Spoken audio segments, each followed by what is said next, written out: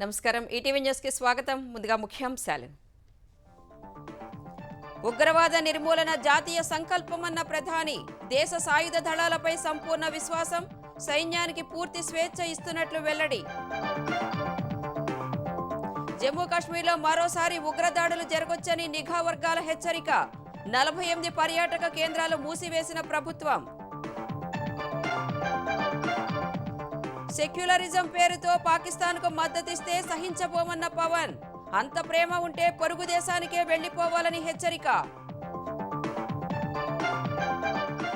2025-26 ఆర్థిక సంవత్సరానికి 6.6 లక్షల కోట్లతో ఏపీ వార్షిక రుణ ప్రణాళిక ఎంఎస్ఎంఈలకు చేయూత ఇవ్వాలని బ్యాంకర్లకు చంద్రబాబు సూచన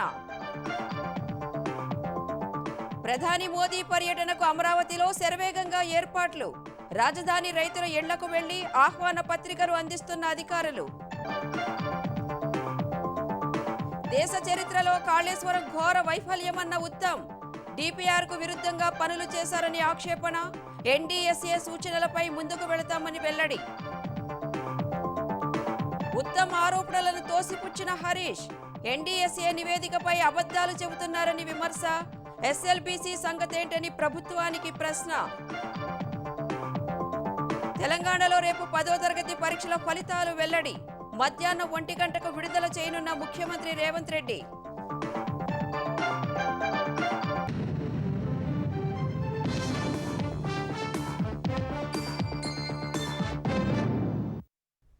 దేశం నుంచి ఉగ్రవాదాన్ని నిర్మూలించడం జాతీయ సంకల్పమని ప్రధాని నరేంద్ర మోదీ స్పష్టం చేశారు.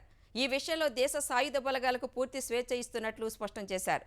దేశ సాయుధ బలగాల సామర్థ్యంపై తమకు పూర్తి విశ్వాసం ఉందని ఈ సాయంత్రం సాయుధ దళాధిపతులతో సమావేశం తర్వాత ప్రధాని పేర్కొన్నారు. మరోవైపు పహల్గాం ఘటన తర్వాత కేంద్ర మంత్రివర్గం రేపు సమావేశం కానుండగా ఈ భేటీపై సర్వత్రా ఉత్కంఠ నెలకొంది.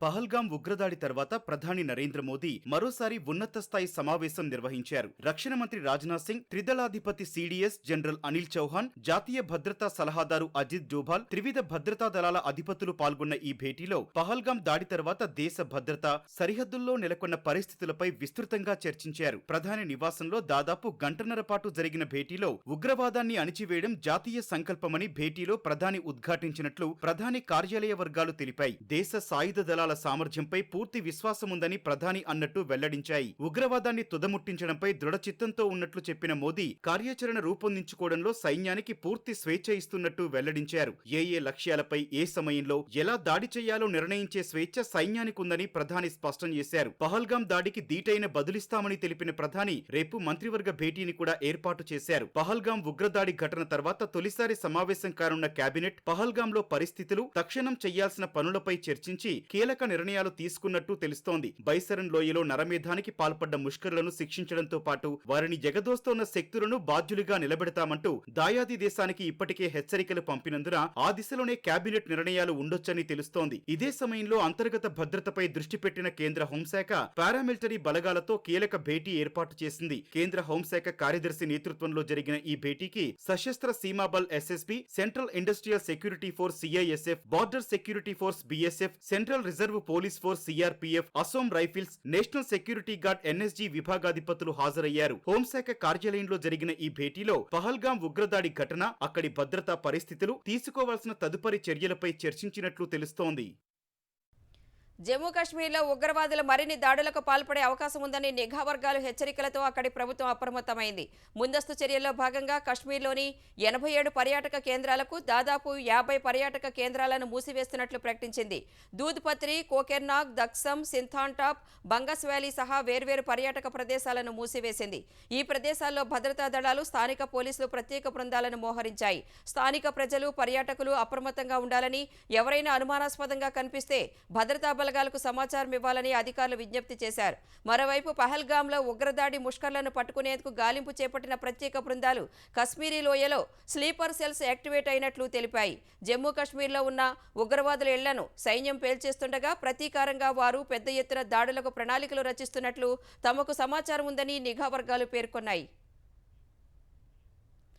పహల్గామ్ ఘటనపై కేంద్రం ఏ నిర్ణయం తీసుకున్నా జనసేన మద్దతు ఉంటుందని ఆ పార్టీ అధినేత పవన్ కళ్యాణ్ స్పష్టం చేశారు. మంగళగిరిలోని సీకే కన్వెన్షన్లో పహల్గామ్ దాడిలో ప్రాణాలు కోల్పోయిన వారికి జనసేన నివాళులర్పించింది. ఈ ఘటనలో చనిపోయిన జనసేన కార్యకర్త సోమిశెట్టి మధుసూదన్ చిత్రపటానికి పవన్ కళ్యాణ్ పూలమాల వేసి నివాళులర్పించారు. ఆయన కుటుంబ సభ్యులకు 50 లక్షల ఎక్స్గ్రేషియా ప్రకటించారు. భారతదేశానికి సహనం ఎక్కువన్న ఆయన అది హద్దులు దాటితే ప్రమాదమని హెచ్చరించారు. భవిష్యత్తులో ఇలాంటి దాడులు జరగకుండా కఠిన చర్యలు తీసుకోవాలని కేంద్రానికి సూచించారు. ఉగ్రవాదుల ఏరివేతలో ప్రధాని మోదీకి అండగా నిలుస్తామని పవన్ చెప్పారు. గొడవలు క్రియేట్ చేయకుండా కొంచెం బాధ్యతగా మాట్లాడటం, అవసరమైన చోట భుజం కాయటం. As part of NDA this is our responsibility. రేపొద్దున యుద్ధ పరిస్థితులు రావచ్చు, రాకపోవచ్చు నాకు తెలియదు. యాజ్ ఆన్ టుడే మత ప్రాతిపాదికని చంపినా గానీ సో కాల్డ్ సూడో సెక్యులరిస్ట్ మతం అడిగి చంపలేదంటారు. భారతదేశంలో కూర్చొని మీరు పాకిస్తాన్ని ప్రేమిస్తుంటారు. మీరు పాకిస్తాన్ అంత ప్రేమిస్తే దయచేసి పాకిస్తాన్కి వెళ్ళిపోండి. ఇక్కడెందుకు? మీరు భారతదేశంలో దాడి జరిగినప్పుడు భారతదేశానికి నిలబడాలి తప్ప పాకిస్తాన్కి నిలబడతాం మీరు సెక్యులరిజం అంటే ఎవరు ఒప్పుకోరు. ఇక్కడ ఉగ్రవాదం మీద మటుకు, హింస మీద మటుకు, ఇర్రెస్పెక్ట్ ఆఫ్ రిలీజియన్ మనందరం ఒకటే మాట మాట్లాడాలి. దీంట్లో మాట్లాడితే ఓట్లు పోతాయా, దీంట్లో మాట్లాడితే ఓట్లు వస్తాయి, ఇవన్నీ ఆలోచించకండి. Whether you have spoken truth or not. ఆంధ్రప్రదేశ్కు వేల కోట్ల విలువైన ప్రాజెక్టులు వస్తున్నాయని వాటికి అండగా నిలవాలని సీఎం చంద్రబాబు బ్యాంకర్లకు సూచించారు. ఎంఎస్ఎంఈలకు చేయూతనివ్వాలని కోరారు. 2025-26 ఆర్థిక సంవత్సరానికి 6,60,000 కోట్ల రుణ ప్రణాళికను చంద్రబాబు ఆవిష్కరించారు. గత ఏడాది కంటే 22% అధికంగా రుణ ప్రణాళికకు బ్యాంకర్ల సమావేశం ఆమోదం తెలిపింది. సీఎం చంద్రబాబు అధ్యక్షతన సచివాలయంలో జరిగిన 231వ ఎస్ఎల్బీసీ సమావేశంలో పలు నిర్ణయాలు తీసుకున్నారు. వచ్చే 4 ఏళ్లలో ఆంధ్రప్రదేశ్ అభివృద్ధి, సంపద సృష్టి, పేదరిక నిర్మూలన లక్ష్యంగా పెద్ద ఎత్తున కార్యక్రమాలు చేపడుతున్నామని చంద్రబాబు బ్యాంకర్లకు వివరించారు. స్వర్ణాంధ్ర 2047 విజన్ కు అనుగుణంగా పనిచేస్తూనే 2029 నాటికి పూర్తి చేయాల్సిన ప్రాజెక్టులు, లక్ష్యాలపై దృష్టి పెట్టామని తెలిపారు. 2024-25 ఆర్థిక సంవత్సరంలో సాధించిన ఫలితాలపై చర్చించిన ముఖ్యమంత్రి 2025-26 లక్ష్యాలు నిర్దేశించారు. 2024-25 ఏడాదికి మొత్తం రుణ ప్రణాళిక 5,40,000 కోట్లు లక్ష్యంగా పెట్టుకోగా 6,83,672 కోట్లు రుణాలు అందించినట్టు బ్యాంకర్లు వివరించారు. నిర్దేశించిన లక్ష్యంలో 127% వృద్ధి నమోదు చేసినట్టు తెలిపారు. 100% లక్ష్యాల్ని అధిగమించి దక్షిణ భారతదేశంలోనే మేటిగా ఉన్నందుకు బ్యాంకర్లను చంద్రబాబు అభినందించారు. 2025-26 ఏడాదికి రుణ ప్రణాళికను ఆవిష్కరించారు. 2024-25తో పోలిస్తే 22% అధికంగా 6,60,000 కోట్లుగా నిర్దేశించారు. ఇందులో ప్రాధాన్య రంగానికి 4,58,000 కోట్లు, ప్రాధాన్యేతర రంగానికి 2,02,000 కోట్లు లక్ష్యంగా నిర్దేశించారు. వ్యవసాయ రంగం లక్ష్యం 3,06,000 కోట్లు, ఎంఎస్ఎంఈలకు 1,28,000 కోట్లుగా ఖరారు చేశారు. డ్వాక్రా మహిళలు, కౌలు రైతులు, ఎస్సీ, ఎస్టీ, బీసీ, మైనారిటీల ఎదుగుదలపై ప్రత్యేకంగా దృష్టి సారించాలని సీఎం చెప్పారు. తరచూ ఎస్ఎల్బీసీ సమావేశాలు నిర్వహించడానికి ప్రధాన కారణం రాష్ట్రాభివృద్ధి, ప్రజల జీవన ప్రమాణాలు పెంచేందుకు బ్యాంకుల మద్దతు కూడగట్టేందుకేనని చెప్పారు. వ్యవసాయ అనుబంధ రంగాల్ని బలోపేతం చేసేలా వివిధ కార్యక్రమాలు చేపడుతున్నట్లు వివరించిన సీఎం డిమాండ్కు తగ్గట్టుగా ఏ రంగం పురోగతి సాధించాలన్నా బ్యాంకుల మద్దతు తప్పనిసరని చెప్పారు. వివిధ రంగాల్లో భారీగా ప్రాజెక్టులు వస్తున్నాయని వాటికి ఆర్థిక మద్దతు ఇవ్వాలన్నారు. ఇంటికో పారిశ్రామికవేత్త లక్ష్యంతో ప్రతి నియోజకవర్గంలో ఎంఎస్ఎంఈలు, రతన్ టాటా ఇన్నోవేషన్ హబ్లు ఏర్పాటు చేస్తున్నట్టు ముఖ్యమంత్రి చెప్పారు. 2029 కల్లా పేదరికాన్ని నిర్మూలించేలా P4 అమలు చేసి అసమానతలు తొలగించేలా కృషి చేస్తున్నామని తెలిపారు. అమరావతిని భవిష్యత్ అవకాశాలకు వేదికగా చేస్తున్నామని, రాయలసీమ ప్రాంతాన్ని హార్టికల్చర్ హబ్ గా, ఎలక్ట్రానిక్ ఉత్పత్తులకు కేంద్రంగా తీర్చిదిద్దుతామని చెప్పారు. పెట్రో కారిడార్ పై బ్యాంకర్లు దృష్టి పెట్టాలని, మత్స్యకారులు మధ్యవర్తుల ప్రమేయంతో నష్టపోతున్నారని, వారికి నేరుగా రుణాలివ్వాలని సూచించారు. ఇంటికో పారిశ్రామికవేత్తను తీసుకురావాలన్న ప్రభుత్వ ఆశయం మేరకు రుణ ప్రణాళికను అమలు చేస్తున్నామని, ఈ ఆర్థిక సంవత్సరంలో ఖచ్చితంగా లక్ష్యాన్ని అధిగమిస్తామని ముఖ్యమంత్రికి బ్యాంకర్లు తెలిపారు. మహిళా పారిశ్రామికవేత్తలకు అధిక ప్రాధాన్యమిస్తున్నామని వివరించారు. స్వయం సహాయక బృందాలకు రుణాలు విరివిగా అందిస్తున్నామని చెప్పారు. విద్య, గృహ నిర్మాణంపైన ప్రత్యేక దృష్టి సారిస్తామన్నారు. స్వతంత్ర భారత చరిత్రలోనే కాళేశ్వరం మినహా మానవ కట్టడాల్లో ఘోర వైఫల్యం చెందిన ప్రాజెక్టు మరొకటి లేదని తెలంగాణ నీటిపారుదల శాఖ మంత్రి ఉత్తమ్ కుమార్ రెడ్డి ఆరోపించారు. కాళేశ్వరంపై ఎన్డీఎస్ఏ ఇచ్చిన నివేదికపై పవర్ పాయింట్ ప్రజెంటేషన్ ఇచ్చిన ఆయన నిర్మాణం చేపట్టిన 6 నెలల తర్వాత డీపీఆర్ను కేంద్ర జల సంఘానికి పంపారని వివరించారు. తర్వాత డీపీఆర్కు విరుద్ధంగా ఇష్టారీతిన నిర్మాణం చేపట్టారని విమర్శించారు. మేడిగడ్డ ప్రతిపాదనను సిడబ్ల్యూసీతో పాటు విశ్రాంతి ఇంజనీర్ల బృందం సైతం తోసిపుచ్చిన పెడచెవిన పెట్టారని తెలిపారు. ఎన్డీఎస్ఏ సూచనల ఆధారంగా కాళేశ్వరంపై తదుపరి చర్యలు తీసుకుంటామని మంత్రి వివరించారు. కాళేశ్వరం ప్రాజెక్టుకు సంబంధించి జాతీయ డ్యామ్ సేఫ్టీ అథారిటీ ఎన్డీఎస్ఏ ఇచ్చిన తుది నివేదికపై తెలంగాణ నీటిపారుదల శాఖ మంత్రి ఉత్తమ్ కుమార్ రెడ్డి సచివాలయంలో పవర్ పాయింట్ ప్రెజెంటేషన్ ఇచ్చారు. ఎక్కువ కమిషన్ల కోసమే గత పాలకులు కాళేశ్వరం ప్రాజెక్టు చేపట్టారన్న ఆయన 80,000 కోట్లకు అనుమతి తీసుకుంటే ఇప్పటికే 1,00,000 కోట్లు దాటిపోయిందన్నారు. వివిధ కార్పొరేషన్ల పేరుతో అధిక వడ్డీకి రుణాలు తెచ్చారన్న ఉత్తమ్ వడ్డీ కింద 16,000 కోట్లు చెల్లిస్తున్నట్లు వివరించారు. బ్యారేజీల భద్రతకు సంబంధించి ఎన్డీఎస్ఏ అత్యున్నత బోర్డు అని వివరించిన మంత్రి దానిపై బీఆర్ఎస్ నేతల విమర్శలు సిగ్గుచేటని మండిపడ్డారు. ఈ national dam safety authority report ఇచ్చిన తర్వాత ఫైనల్ రిపోర్ట్ వచ్చింది. చాలా స్పష్టంగా గత ప్రభుత్వంలో జరిగిన ఈ ప్రాజెక్టు డిజైన్, నిర్మాణం, O&M లో అన్నిట్లో సీరియస్ లోపాలు ఉన్నాయి, అందుకోసమే కూలిపోయిందని స్పష్టమైన రిపోర్ట్ ఇచ్చింది. ఆ రిపోర్ట్ ఇచ్చిన తర్వాత ఎవరైనా ప్రజా జీవితంలో, రాజకీయంలో బాధ్యతగా ఉంటే సిగ్గుతో తల వంచుకొని క్షమాపణ చెప్పాల్సిన పోయి అసలు ఎన్డీఎస్ఏ ఎవరు, వాళ్ళెవరు, వీళ్ళెవరు రిపోర్ట్ ఇవ్వడానికని ఒక వికృతమైన, వికారమైన విమర్శలు మొదలుపెట్టారు. తుమ్మిడిహట్టి కాదని మేడిగడ్డ వద్ద ప్రాజెక్టు నిర్మించడమే ప్రధాన లోపమని ఎన్డీఎస్ఏ చెప్పిందన్న ఉత్తమ్ బ్యారేజీ పూర్తయిన తొలి ఏడాదిలోనే లోపాలు బయటపడినా పట్టించుకోకపోవడం వల్లే నష్ట తీవ్రత పెరిగిందన్నారు. బీఆర్ఎస్ నేతల నిర్లక్ష్యం వల్లే ప్రాజెక్టు పనికిరాకుండా పోయిందని దుయ్యబట్టారు. సుందిల్లా అన్నారం బ్యారేజీలు డిపిఆర్ లో పలానా చోట కడతామని చెప్పి ఒక బ్యారేజ్ ఏమో 2 కిలోమీటర్ల దూరంలో, ఇంకో బ్యారేజ్ ఏమో 5 కిలోమీటర్ల దూరంలో కట్టిండ్రు. ఎక్కడైతే కట్టిండ్రో అక్కడ జియో టెక్నికల్ ఇన్వెస్టిగేషన్ చేయలే, సాయిల్ టెస్టింగ్ చేయలే. అదే విధంగా వీళ్ళు కట్టిన సంవత్సరంలోనే, ఇనాగరేషన్ కి కొన్ని రోజుల్లోనే లోపాలు బయటపడ్డాయి. కానీ ఏ రోజు కూడా ఆ లోపాలు ఒప్పుకొని సరిదిద్దితే బహుశా ఇంత నష్టం, ఇంత ప్రమాదం జరగకపోయేదేమో. ప్రపంచంలో ఎక్కడ కూడా బ్యారేజీలలో 2-3 టీఎంసీల కంటే ఎప్పుడు స్టోరేజ్ చేయరు. మరి ఈ బ్యారేజీలలో 12, 13, 14 టీఎంసీలు స్టోర్ చేసేసి గోదావరి జలకళ అని పెట్టి ఫోటోగ్రాఫ్లు పెట్టి పబ్లిసిటీ కోసం చేసుకున్న విషయంతో ఈ రోజు తెలంగాణ రాష్ట్రానికి తీవ్రమైన నష్టం జరిగింది. నిర్మాణం చేపట్టిన తర్వాత డిపిఆర్ తయారు చేయడం అవివేకమని విమర్శించిన ఉత్తమ్ అందులోనూ ఇష్టారీతిన వ్యవహరించి తెలంగాణకు తీరని నష్టం కలిగించారని తెలిపారు. కన్స్ట్రక్షన్ మొదలుపెట్టిన డిపిఆర్ తర్వాత చేసిండ్రు. కన్స్ట్రక్షన్ మొదలుపెట్టిన 6 నెలలకి డిపిఆర్ సెంట్రల్ వాటర్ కమిషన్ కి సబ్మిట్ చేసిండ్రు. వీళ్ళ ప్రభుత్వమే ఒక 5 రిటైర్డ్ చీఫ్ ఇంజనీర్స్ తుమ్మడిహట్టి నుంచి మేడిగడ్డ షిఫ్ట్ చేసే ముందే కమిటీ చేసిండ్రు. తుమ్మడిహట్టి దగ్గరనే కొద్దిగా తక్కువ హైటో ఎక్కువ హైటో ఈయనే కట్టండి, మేడిగడ్డ దగ్గర కట్టొద్దు అని స్పష్టమైన రిపోర్ట్ ఇస్తే ఆ రిపోర్ట్ కాపీ కూడా మా దగ్గర ఉంది. ఆ రిపోర్ట్ కాపీ మాయం చేసింది. మరి ఏ లెవెల్ నెగ్లిజెన్సా, ఇన్కాంపిటెన్సా, కరప్షనా ఒకసారి ఆలోచన చేయాలి. ఇంకో విషయం, డిపిఆర్ చేసి సిడబ్ల్యూసి సబ్మిట్ చేసిన తర్వాత దాంట్లో కూడా ఎవరికేం చెప్పకుండా అప్పుడున్న పెద్ద మనుషులు డిపిఆర్ లో ఒకటి ఉంటే వీళ్ళు యాక్చువల్ కన్స్ట్రక్షన్ చేసింది ఇంకోటి. మేడిగడ్డ, అన్నారం, సుందిళ్ల బ్యారేజీలపై ఎన్డీఎస్ఏ సూచనలను మంత్రివర్గంలో చర్చిస్తామని వివరించిన మంత్రి అనంతరం పునరుద్ధరణ చర్యలతో పాటు బాధ్యులపై చర్యలు తీసుకుంటామని స్పష్టం చేశారు. కాళేశ్వరంపై ఎన్డీఎస్ఏ ఇచ్చిన నివేదిక మీద మంత్రి ఉత్తమ్ కుమార్ రెడ్డి మాట్లాడినవన్నీ అబద్దాలేనని బీఆర్ఎస్ సీనియర్ నేత మాజీ మంత్రి హరీష్ రావు ఆరోపించారు. మేడిగడ్డ నిర్మాణాలు అవినీతి జరిగిందని ఎన్డీఎస్ఏ ఎక్కడా చెప్పలేదని తెలిపారు. రాష్ట్రమంతటా బీఆర్ఎస్ రజతోత్సవ సభ, కేసీఆర్ ప్రసంగంపై చర్చ జరుగుతోందని అక్కసుతో ప్రజల దృష్టి మళ్లించేందుకు ప్రభుత్వం ప్రయత్నిస్తోందని హరీష్ రావు దుయ్యబట్టారు. ఎన్డీఎస్ఏ అనేది ఎన్డీఏ ప్రభుత్వ జేబు సంస్థగా మారిందని ఆక్షేపించారు. ఎస్ఎల్బీసీ ప్రమాదం జరిగి 60 రోజులైనా ఇప్పటికీ మృతదేహాలు వెలికి తీయలేదన్న ఆయన ఇంతకన్నా పెద్ద వైఫల్యం ఏముంటుందని మండిపడ్డారు.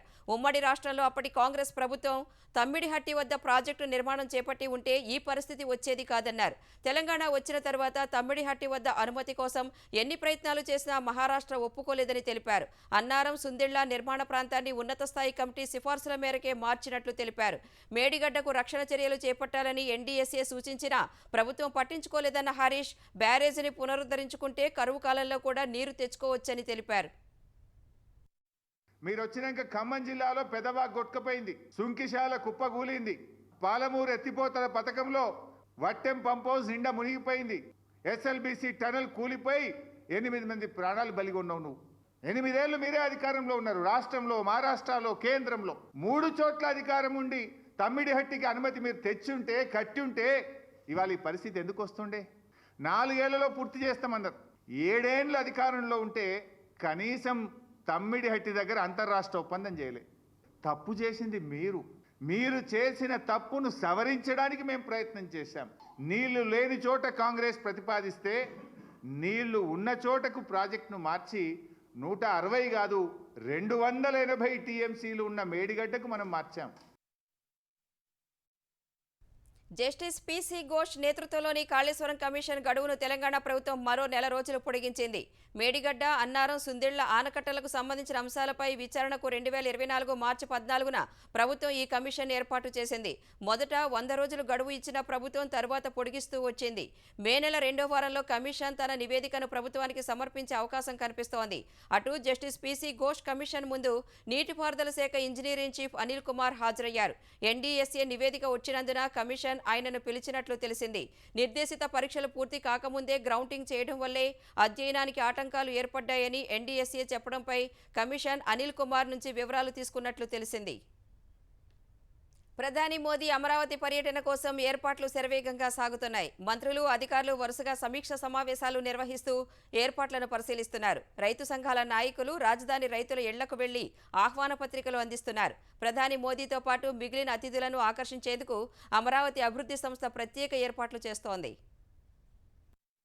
ప్రధాని మోదీ అమరావతి పునర్నిర్మాణ పనుల శంకుస్థాపనకు సంబంధించిన ఏర్పాట్లపై మంత్రులు, అధికారులు సచివాలయంలో సమీక్ష నిర్వహించారు. బుధవారం ఉదయానికల్లా ఏర్పాట్లన్నీ పూర్తి చేయాలని మంత్రులు ఆదేశించారు. అంతకుముందు ప్రధాని సభ ఏర్పాట్లను మంత్రి నారాయణ పరిశీలించారు. గత ప్రభుత్వ విధ్వంసకర విధానాల వల్లే రాజధాని పనుల పునఃప్రారంభానికి ఇంత సమయం పట్టిందన్నారు.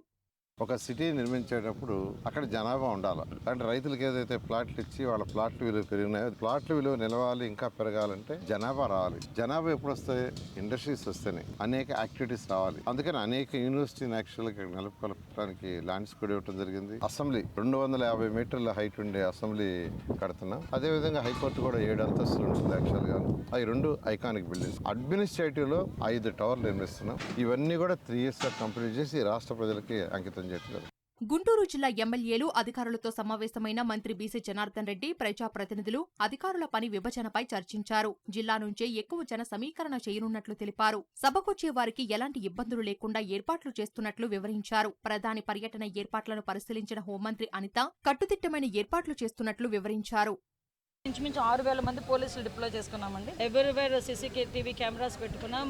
సెంట్రల్ ఫోర్స్ వాళ్ళు కూడా ఇప్పుడే వచ్చి మొత్తం అంతా చెక్ చేసుకుని వెళ్ళారు. ఎక్కడ కూడా ఎటువంటి అవాంఛనీయ సంఘటనలు జరగవు, ఎక్కడ కూడా ఎటువంటి ఇబ్బందులు రావు. వచ్చిన ప్రజలకే కానీ ఇక్కడున్న VIPsకి కానీ ఎటువంటి ఇబ్బందులు లేకుండా చూసుకునే బాధ్యత డిపార్ట్మెంట్ చూసుకుంది. అమరావతి పునర్నిర్మాణ పనుల ప్రారంభోత్సవానికి రైతు సంఘం నాయకులు, డ్వాక్రా మహిళలు, అధికారులు ఆహ్వానాలు అందిస్తున్నారు. రాజధాని రైతులు స్థానికుల ఇళ్లకు వెళ్లి సాదరంగా ఆహ్వానిస్తున్నారు. మరోవైపు అమరావతి అభివృద్ధి సంస్థ రాజధానిని పచ్చదనంతో ముస్తాబు చేస్తోంది. అతిథులను ఆకర్షించేలా వినూత్నమైన మొక్కలతో రోడ్లు, హెలిప్యాడ్, సభా వేదికకు వచ్చే మార్గాలను అలంకరిస్తోంది.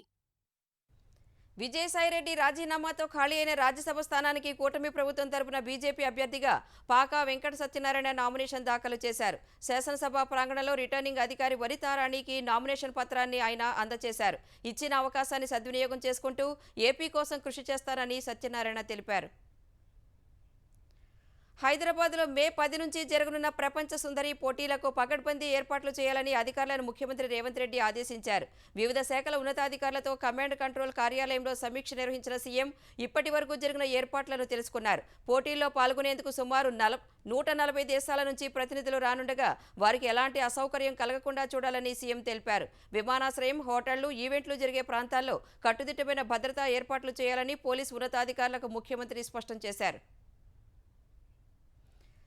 2025-26 ఆర్థిక సంవత్సరానికి తెలంగాణలోని ఏ రంగంలో కూడా విద్యుత్ ఛార్జీలు పెంచడం లేదని విద్యుత్ నియంత్రణ సంస్థ చైర్మన్ జస్టిస్ నాగార్జున స్పష్టం చేశారు. 2025-26 ఏడాదికి డిస్కమ్లు 65,849 కోట్ల రూపాయల అవసరమని ప్రతిపాదనలు ఇచ్చినట్లు తెలిపారు. ఈ ప్రతిపాదనలపై ప్రజాభిప్రాయ సేకరణ చేశామన్న ఈఆర్సీ చైర్మన్ ఆదాయ అవసరాలు, సర్ఛార్జీలతో కలుపుకొని 59,209 కోట్ల రూపాయలకు ఆమోదం తెలిపినట్లు వివరించారు. డిస్కమ్లకు విద్యుత్ ఛార్జీల రూపంలో 45,710 కోట్లు సమకూరుతుందన్నారు. మిగిలిన లోటును ప్రభుత్వం సబ్సిడీ రూపంలో అందజేస్తుందని జస్టిస్ నాగార్జున తెలిపారు. తెలంగాణలో 10వ తరగతి పరీక్షల ఫలితాలు రేపు వెలువడనున్నాయి. రవీంద్ర భారతిలో జరిగే కార్యక్రమంలో ముఖ్యమంత్రి రేవంత్ రెడ్డి మధ్యాహ్నం 1 గంటకు ఫలితాలు విడుదల చేస్తారని ప్రభుత్వం తెలిపింది. ఇప్పటి వరకు 10వ తరగతిలో సబ్జెక్టుల వారీగా గ్రేడ్స్ ఇస్తుండగా ఈసారి నుంచి సబ్జెక్టుల వారీ మార్కులు, గ్రేడ్స్ ఇవ్వనున్నట్లు విద్యాశాఖ ఇప్పటికే తెలిపింది. సబ్జెక్టుల వారీ రాత పరీక్షలు, అంతర్గత పరీక్షల మార్కులు కలిపి మొత్తం మార్కులు, గ్రేడ్స్ ఇవ్వనున్నారు. కో కరిక్యులర్ యాక్టివిటీస్లో కూడా విద్యార్థులకు గ్రేడ్స్ ఇస్తారు. ముంబై నటిని వేధించిన కేసులో చివరి రోజు సిఐడి కస్టడీలోనూ పీఎస్ఆర్ ఆంజనేయులు దాటవేత ధోరణిలోనే సమాధానాలు ఇచ్చినట్లు తెలుస్తోంది. సిఐడి అధికారులు అడిగిన చాలా ప్రశ్నలకు తనకు తెలియదు, సంబంధం లేదని చెప్పినట్లు సమాచారం. కోర్టు ఆదేశాల మేరకు ఈ నెల 27 నుంచి ఇవాల్టి వరకు పీఎస్ఆర్ను కస్టడీలోకి తీసుకున్న సిఐడి నిన్న ఆరోగ్య సమస్యల కారణంగా పీఎస్ఆర్ను విచారించలేదు. ఇవాళ విచారణ అనంతరం ప్రభుత్వ ఆసుపత్రిలో వైద్య పరీక్షలు నిర్వహించి ఆంజనేయులను కోర్టులో హాజరుపరిచారు. తాను విచారణకు సహకరిస్తున్నానని, మరోసారి కస్టడీకి తీసుకున్నా సహకరిస్తానని న్యాయమూర్తికి పీఎస్ఆర్ ఆంజనేయులు తెలిపారు. తరువాత ఆంజనేయులు సిఐడి అధికారులు జైలుకు తరలించారు. దేశ వ్యతిరేక శక్తులపై ప్రభుత్వం స్పైవేర్ను వినియోగించాల్సి వస్తే అందులో తప్పేముందని సుప్రీంకోర్టు ప్రశ్నించింది. జాతీయ భద్రతా ప్రయోజనాల కోసం ఓ దేశం స్పైవేర్ను కలిగి ఉండటం తప్పు కాదని తేల్చి చెప్పింది. పెగాసస్ స్పైవేర్ను వినియోగించి దేశంలోని పాత్రికేయులు, పౌర సమాజ ప్రముఖులపై నిఘా పెట్టారనే ఆరోపణలపై సుప్రీంకోర్టులో పలు పిటిషన్లు దాఖలయ్యాయి. దీనిపై సుప్రీం ధర్మాసనం ఇవాళ విచారణ జరిపింది. స్పైవేర్ ఉపయోగిస్తోందా లేదా అన్న విషయాన్ని కేంద్రం స్పష్టంగా చెప్పాలని పిటిషనర్ తరపున న్యాయవాది కోరారు. దీనికి బదులిచ్చిన ధర్మాసనం ఓ దేశం స్పైవేర్ ఉపయోగిస్తే తప్పేముందని వ్యాఖ్యానించింది. అయితే దాన్ని ఎలా, ఎవరిపై ఉపయోగించారనే దాని గురించి ఆలోచించాల్సిన అవసరం ఉందని అభిప్రాయపడింది. ఒకవేళ సామాన్యులపై ఉపయోగిస్తే దర్యాప్తు జరిపిస్తామని చెప్పింది. అనంతరం కేసు విచారణను జూలై 30కి వాయిదా వేసింది. పుష్ప 2 ప్రీమియర్ షో సందర్భంగా సంధ్యా థియేటర్ వద్ద జరిగిన తొక్కిసలాటలో తీవ్రంగా గాయపడిన శ్రీతేజ్ ఎట్టకేలకు డిశ్చార్జ్ అయ్యాడు. సికింద్రాబాద్ కిమ్స్ ఆసుపత్రిలో 4 నెలల 25 రోజుల పాటు చికిత్స పొందిన శ్రీతేజ్ ఈ సాయంత్రం డిశ్చార్జ్ అయ్యాడు. ప్రస్తుతం ఆరోగ్యం నిలకడగా ఉందని వైద్యులు తెలిపారు. తరువాత శ్రీతేజ్ను న్యూరో రిహాబిలిటేషన్ కేంద్రానికి తరలించారు. డిసెంబర్ 4న జరిగిన తొక్కిసలాటలో శ్రీతేజ్ తల్లి రేవతి చనిపోయింది.